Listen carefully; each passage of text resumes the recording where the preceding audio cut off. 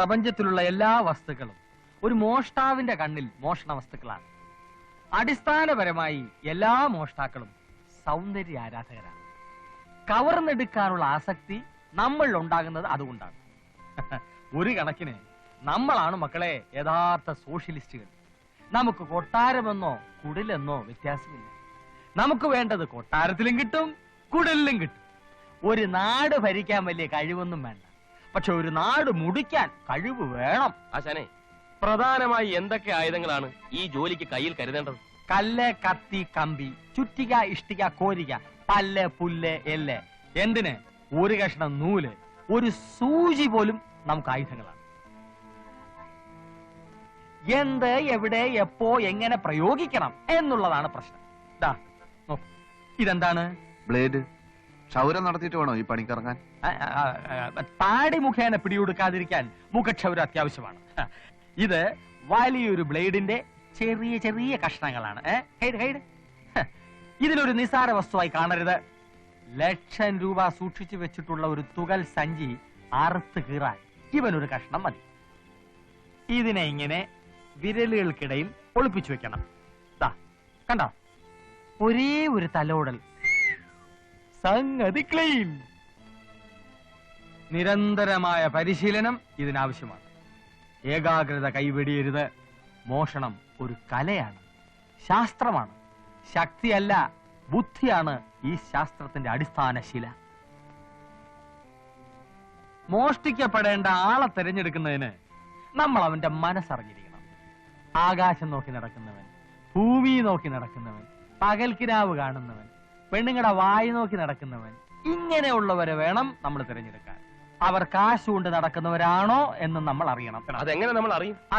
അത് നമ്മൾ ആളുകളെ വിളിച്ചു നിർത്തി നിങ്ങളുടെ കയ്യിൽ കാശുണ്ടോ എന്ന് ചോദിച്ചാൽ മതി. എവിടുന്നാണ് വരുന്നത് കരുത ബുദ്ധിയില്ലാതെ? Silence please. മോഷ്ടാക്കൾക്ക് ഡിസിപ്ലിൻ അത്യാവശ്യമാണ്. നമ്മുടെ ജന്മശത്രുക്കൾ പോലീസാണ്. അബദ്ധവശാൽ പോലീസിന്റെ പിടിയിലെങ്ങാൻ പെട്ടുപോയാൽ നമ്മൾ അതിവിനയ കുനിയന്മാരായി അഭിനയിക്കുക. മറിച്ച് ആക്രമികൾ മറ്റു വല്ലവരുമാണെങ്കിൽ ഈ ബ്ലേഡിന്റെ കഷ്ണങ്ങൾ വായിക്കകത്താക്കി വെച്ച് ആക്രമിയുടെ നേർക്ക് ശക്തിയെ തുപ്പുക. അവന്റെ മൂക്കും കണ്ണും ഒക്കെ കീറി അതോടെ അവൻ ഔട്ട്. അപ്പോ ഒറ്റ തുപ്പിന് ഈ ബ്ലേഡ് കഷ്ണങ്ങൾ പുറത്തേക്ക് വന്നില്ലെങ്കിലും ഒഴുകിക്കളയ, അതോടെ നീ ഔട്ട്. മോഷണം നടത്തുന്നതിനിടയിൽ ആകസ്മികമായി ആക്രമണം ഉണ്ടാക്കാൻ ഇടയുണ്ട്. കയ്യിൽ അപ്പ കിട്ടുന്ന സാധനങ്ങൾ ഉപയോഗിച്ചായിരിക്കും ആക്രമണം നടത്തുക. ഏത് തരം ആക്രമണം ഉണ്ടായാലും അതിൽ നിന്നും ഒഴിഞ്ഞു മാറി സ്വന്തം തടി രക്ഷിക്കാൻ നമ്മൾ ബാധ്യസ്ഥരാണ്. അടിച്ചോളൂ, ഞാൻ ഒഴിഞ്ഞു മാറി കാണിച്ചു തരാം. വേഗമാകട്ടെ. പരാക്രമത്തോടുകൂടി ആക്രമിക്കണം. അടിക്കട്ടെ. ഓക്കെ, കണ്ട ഒഴിഞ്ഞു മാറിയത്. ഇനി രണ്ടുപേരും ചേർന്ന് ആക്രമിച്ചു. കാരണം നമ്മുടെ ജോലി നടക്കുന്ന സമയത്ത് എത്ര പേരാണ് നമ്മളെ പിന്തുടരുന്നതെന്ന് ഉറപ്പുവരുത്താൻ പറ്റില്ലല്ലോ. ഒരു പിന്തുടർച്ചയുമാകാം. ഓക്കെ, പിന്തുടരൂ, പിന്തുടരൂ, നല്ല സ്പീഡ്, വാശിയോടെ.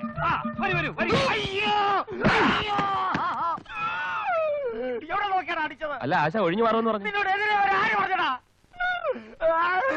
അരുമശിഷ്യന്മാരെ, നിങ്ങളെ വിശ്വസിച്ച് ഗുരു താഴോട്ട് വരികയാണ്, കൈവിടരുത്. തോമ, ഡ്രയർ തപ്പ, തങ്കപ്പ, അരിയും പഞ്ചസാര അടിച്ചു മാറ്റ. ഗുരു, പരമദ്രോഹികൾ മേശ ഡ്രയർ ഊരിക്കൊണ്ടുപോയി. എന്തുവാടാ? സ്റ്റേഷനറി. അയ്യോ, മാറില്ല, മാറില്ല. പഞ്ചസാര ഇവിടെ ഉണ്ട്, ഇഞ്ഞു വാ.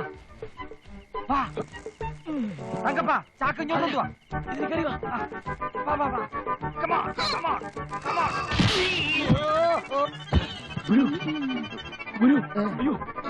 ഉദിക്കട്ടെ. ഇന്നിവിടെ സൂര്യൻ അസ്തമിക്കാത്ത ബ്രിട്ടീഷ് സാമ്രാജ്യമാകും ഞങ്ങള്. ഇന്ന് ഞങ്ങൾ ഒരുപാട് അധ്വാനിച്ച ദിവസമാ. കൊച്ചേട്ടൻ കിടന്നോ?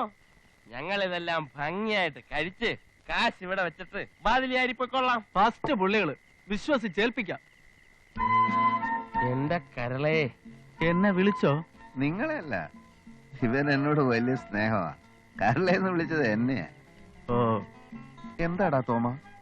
നീ ഇല്ലാത്ത ജീവിതത്തെ കുറിച്ച് എനിക്ക് ചിന്തിക്കാൻ പോലും വയ്യ. നീ ചിന്തിക്കുകയേ വേണ്ട. ജീവിത അവസാനം വരെ ഞാൻ നിന്നെ വിട്ടു പോവില്ലടാ. നിന്റെ അപ്പന്റെ ഒപ്പം നിൽക്കാനുള്ള കെൽപ്പ് എനിക്ക് എന്നുണ്ടാകുന്നോ ആ നിമിഷം ആ വെള്ളം അങ്ങ് വാങ്ങി വെച്ചേര്. എന്റെ അപ്പന്റെ ഒപ്പം നിൽക്കാൻ നിനക്ക് ഈ ജന്മം പോരാ തുരപ്പാ. അരച്ച കരിയും 5 കിലോ പാമായിലും 3 കിലോ ഗോതമ്പും മോഷ്ടിച്ച് അത് 3ആയി വീതിച്ച് വിറ്റ് കിട്ടുന്ന കാശ് കൊണ്ട് ഞാൻ എന്നാ രാധികയെ നിന്നെ കെട്ടുന്നത്? എടാ തോമ, അപ്പൊ നീ എന്നോടല്ലേ ഇതുവരെ സംസാരിച്ചത്? ഓടാ പുല്ലേ, ഞാൻ എന്റെ രാധികയോട് സംസാരിക്കായിരുന്നു. എന്റെ പൊന്നു ദോസ്തുക്കളെ, ആ കാശും തന്നിട്ട് വേഗം അങ്ങ് സ്ഥലം വിട്ടോ. 110 രൂപ 50 പൈസ. കൊടു 110 രൂപ 50 പൈസ. നീ കൊടു 110 രൂപ 50 പൈസ. അല്ല, ആശാൻ കൊടുക്കട്ടെ. ആശാനെ തരം കേട്ട് ഇനി 2 ദിവസം കഴിഞ്ഞിട്ട് നോക്കിയാ മതി. Full fit. അപ്പൊ ഞങ്ങൾ എന്നാ ഇറങ്ങട്ടെ. അപ്പൊ എന്റെ കാശ്? കാശല്ലേ ഈ ഇരിക്കുന്നത്. സർക്കാർ 5000 രൂപ വില പറഞ്ഞ ഉരുപ്പടിയായത്. കാലത്ത് പിടിച്ചു കൊടുത്ത അപ്പൊ കിട്ടും രൂപ 5000. 110 രൂപ 50 പൈസ കഴിച്ചു. ബാക്കി 4889 രൂപ 50 പൈസ നാളെ ഞങ്ങൾക്ക് തന്നേക്കണം. തന്നില്ലെങ്കിൽ ഒരനാഥ പ്രേതം പുളിങ്കുന്ന് പുഴയിൽ പൊങ്ങിക്കിടക്കും. അതിനിടയാക്കരുതേ കൊച്ചേട്ടാ. Good night. എന്റെ കർത്താവേ.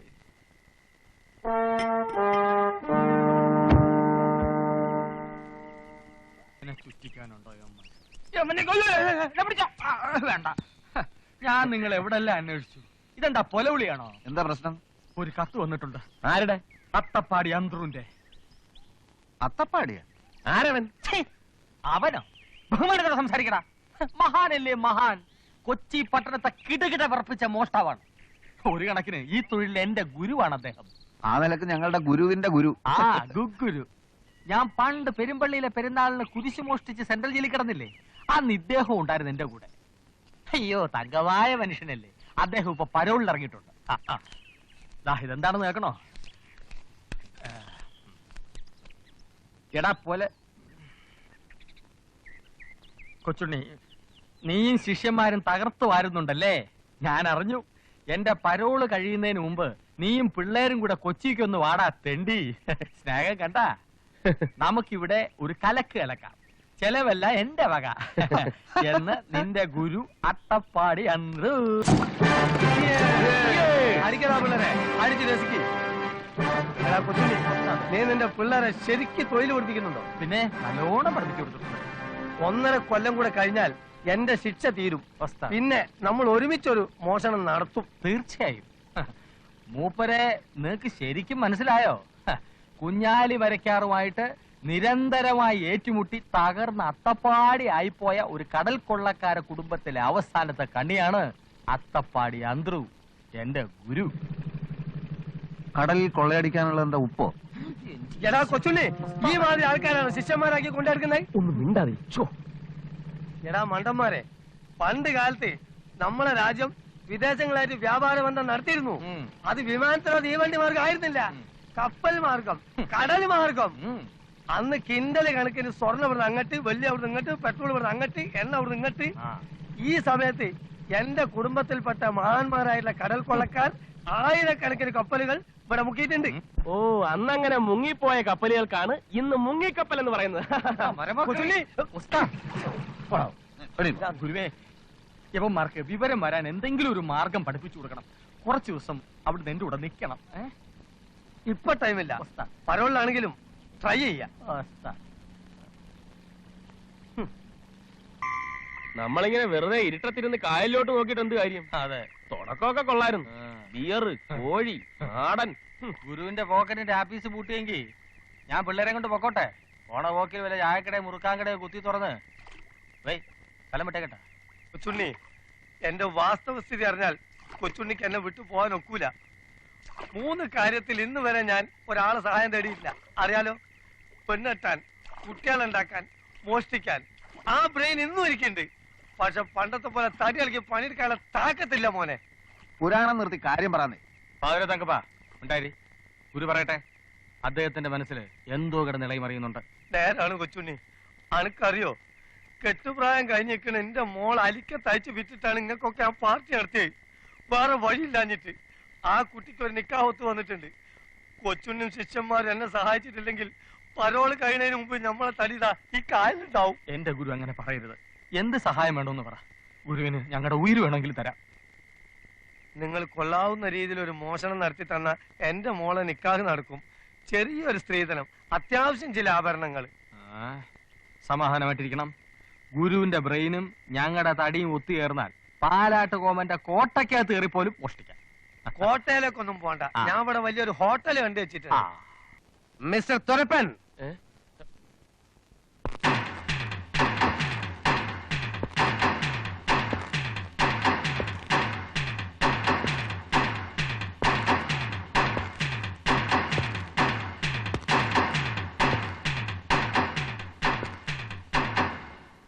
I am circle inspector D'Souza, Vincent D'Souza. Good morning. അതിന്റെ ആവശ്യമില്ല. നിന്റെ ഗുഡ് മോർണിംഗ് വാങ്ങാനല്ല ഞാൻ വന്നത്. ഞാൻ ആരാണെന്ന് അറിയാമോ? സാറ് പറഞ്ഞല്ലോ വിൻസെന്റ് ഡിസൂസ. ഡിസൂസ സാർ. അതല്ല എന്റെ ജോലി. Circle inspector. സോ അതല്ല. പിന്നെന്താണ് സാർ? മൈ മിഷൻ, എന്റെ ദൗത്യം. ഈയിടെയായി പരോളിൽ പോകുന്ന പ്രതികളിൽ 50% മടങ്ങി വരാറില്ല. തന്റെ കൂട്ടുകാരൻ പാതിരാ തങ്കപ്പൻ ഉൾപ്പെടെ തന്നെ പോലെ പരോളിൽ പോയിട്ട് മുങ്ങുന്ന കള്ളന്മാരെ കൃത്യമായി കണ്ടുപിടിച്ച് അവരെ വീണ്ടും ജയിലറയ്ക്കുള്ളിൽ തള്ളാൻ വേണ്ടി സർക്കാർ പ്രത്യേകമായി നിയമിച്ചിരിക്കുകയാണ് എന്നെ. അയ്യോ സാർ, ഞാനങ്ങനെ മുങ്ങിയൊന്നുമില്ല. കൃത്യമായിട്ടും ഒരാഴ്ച കഴിയുമ്പോ ഞാൻ തിരിച്ചെത്തും. ആ കാര്യത്തിൽ എനിക്ക് തീരെ വിശ്വാസമില്ല. നിന്നെ കണ്ടാൽ അറിയാം. പക്ഷെ വന്നില്ലെങ്കിൽ ഞാൻ നിന്നെ വരുത്തും. Okay, see U.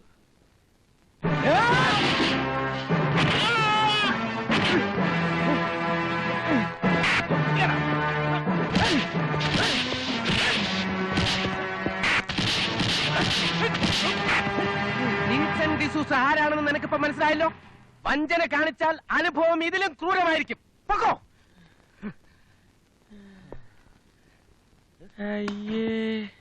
താനെന്തിനാണോ അവനെ വെറുതെ വാരിയിട്ട് അലക്കിയത്? അയാൾ തെറ്റൊന്നും ചെയ്തില്ലല്ലോ. തെറ്റ് ചെയ്ത് കഴിഞ്ഞ് ശിക്ഷിച്ചിട്ട് എന്ത് കാര്യം? അല്ലെങ്കിൽ തന്നെ ശിക്ഷിക്കാൻ അവന്മാരെയൊക്കെ കൈ കിട്ടണ്ടേ? ഞാൻ അഡ്വാൻസ് ആയിട്ട് ഒരെണ്ണം കൊടുത്തു എന്ന് മാത്രം. ഈ ശിക്ഷയുടെ വേദന ഓർത്താൽ പിന്നെ അവനിനി തെറ്റ് ചെയ്യാൻ തോന്നുകയില്ല. അതാണ് എന്റെ രീതി. Prevention is better than cure. നന്ദേട്ടാ, കോളേജിൽ പഠിച്ചുകൊണ്ടിരുന്നപ്പോ എന്നെ ലാത്തി ചാർജ് ചെയ്ത ഒരു പോലീസ് ഇൻസ്പെക്ടറോടുള്ള പ്രതികാരം എന്ന നിലയ്ക്കാണ് ഞാൻ ഒരു പോലീസ് ഓഫീസർ ആയത്. അതുകൊണ്ട് സർവീസിൽ ഇരിക്കുന്നിടത്തോളം കാലം എനിക്ക് ആരെങ്കിലും ഒക്കെ ഇങ്ങനെ ഇടിച്ചുകൊണ്ടേ. സോറി.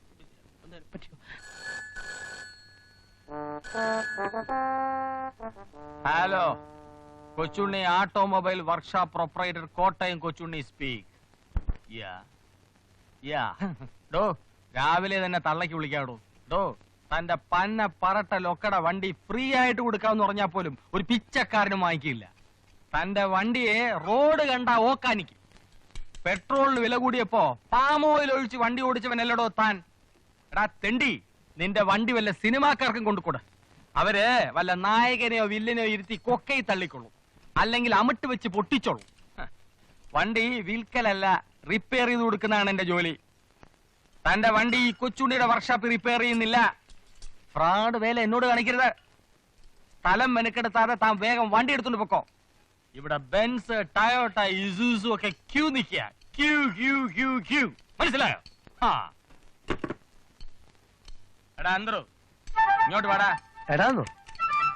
എടാ കൊച്ചുണ്ണി, തനിക്ക് ഈടായിട്ട് കുറെ കൂടുന്നുണ്ട് കേട്ടോ. കൊച്ചുണ്ണി മുതലാളി എന്ന് വിളിയടാ. മുതലാളി മുതലാളി, തൊഴിലാളി തൊഴിലാളിയുമാണ്. താൻ കുറെ ദിവസമല്ല വണ്ടി ചരച്ചോണ്ടിരിക്കുന്നു. ഒരു പണി നടക്കുന്നില്ലല്ലോ. ഇക്കണക്കിന് ഞാൻ തന്നെ പിരിച്ചുവിടുന്ന ലക്ഷണമുണ്ട്. എന്നെ കൊണ്ട് ചെയ്യിക്കരുത്. വേഗം ജോലി ചെയ്യടോ. ഉണ്ട് മടുത്തോനോട് ഉരുള വാങ്ങുന്നു, എണ്ണി മടുത്തോനോട് കാശ് വാങ്ങുന്നു. കാരണന്മാര് പറഞ്ഞ വളരെ ശരിയാ. ഇവന്റെ ഒക്കെ കൂടെ ചെരണ്ടാൻ നിൽക്കണ എന്നെ ചവിട്ടാൻ ആളില്ലാഞ്ഞിട്ടാണ്. തൊഴിലാളികളെ തൊട്ട് കളിച്ചാൽ അക്കളി തീക്കളി കൊച്ചുണ്ണി മുതലാളി. അതൊക്കെ പണ്ട്. ഈ കോട്ടയം കൊച്ചുണ്ണിയുടെ വർക്ക്ഷോപ്പിൽ മുതലാളിത്തമേ നടക്കൂ. അതിന് വിരുദ്ധമായിട്ട് നിൽക്കുന്നവരുടെ എല്ലാ അനുഭവം ഇതായിരിക്കും. നിന്നോടും കൂടെ ഒക്കെ ഞാൻ പറഞ്ഞത്. ഇവനൊക്കെ ഗുരുശാപം വാങ്ങി തട്ടിപ്പോണ എല്ലാ ലക്ഷണവും കാണുന്നുണ്ട്.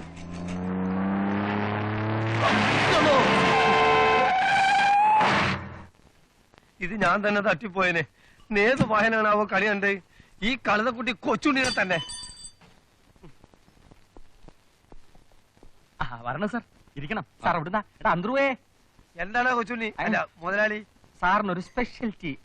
നിങ്ങളാണല്ലേ എന്റെ ഉടമസ്ഥൻ? അതെ, കൊച്ചുണ്ണി, കോട്ടയം കൊച്ചുണ്ണി എന്ന് പറയും. ഞാൻ വളരെ ഫേമസ് ആണ് സാർ. സാറിന്റെ വണ്ടിക്ക് എന്ത് പറ്റി? ഇഞ്ചി വണ്ടി, പാച്ചൂർ, റീബോറി? ഇല്ല, അതൊന്നുമില്ല. മദ്രാസ് വരെ ഓടിച്ചു ഒരു ബുദ്ധിമുട്ട്. ആഹാ. ചെറിയൊരു മിസ്സിംഗ്. ചെറിയൊരു മിസ്സിംഗ്. എടാ അന്തരുവേ, ചായ വേണ്ട. വലിയ ഉപകാരം. കുറഞ്ഞത് 6 ദിവസമെങ്കിലും വേണ്ടി വരും. Maximum 2 days. എന്ത് വണ്ടിയാ? സ്റ്റാൻഡേർഡ് 2000. കഴിയുന്ന വേഗം കിട്ടണം. സ്റ്റാൻഡേർഡ് 2000 അല്ല, സ്റ്റാൻഡേർഡ് ഇല്ലാത്ത 5000 ഈ കൊച്ചുണ്ണിയുടെ കൈ കിട്ടിയാൽ സ്റ്റാൻഡേർഡ് വന്നിരിക്കും, ഇല്ല സ്റ്റാൻഡേർഡ് വരുത്തിയിടും. ഇതാണ് എന്റെ മെഡ്രാസ് അഡ്രസ്. വിശ്വസ്തരായ ഡ്രൈവേഴ്സ് ആരെങ്കിലും ഉണ്ടെങ്കിൽ വണ്ടി ഒന്ന് മെഡ്രാസിൽ എത്തിച്ചു തരണം. ഡ്രൈവർമാരുണ്ട്, പക്ഷെ ആരും വിശ്വസ്തരല്ല, ബുദ്ധിമുട്ടാണ്. ഇത് 5000 രൂപയുണ്ട്. വിശ്വസ്തരായ ഡ്രൈവേഴ്സ് ഉണ്ട് സാർ, വിശ്വസ്തരേ ഉള്ളൂ. വണ്ടി മെഡ്രാസിൽ എത്തിയാൽ 5000 കൂടി. ആ എടാ അന്ത്രു, ആ സാറിന് ഒരു സ്പെഷ്യൽ കൂൾ ഡ്രിങ്ക്സ് കൂടെ. വേണ്ട. വേണ്ടാന്ന് എന്റെ വർക്കർ